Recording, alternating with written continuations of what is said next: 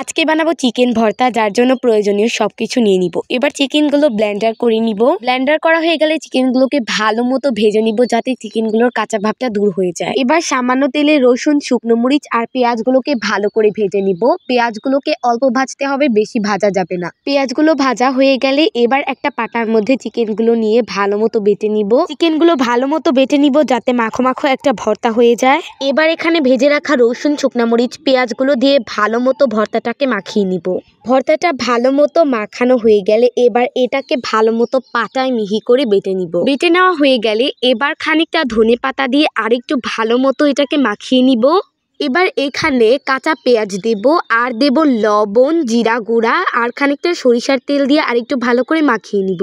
ব্যাস, আমাদের চিকেন ভর্তা রেডি। এখানে আমি একটু কাঁচামরিচ আর একটু সরিষার তেল দিয়ে ডেকোরেশন করে নিয়েছি। আমি তো পাটাই ভাত খেতে বসেছি, অ্যান্ড এটা খেতে অনেক বেশি মজা হয়েছিল।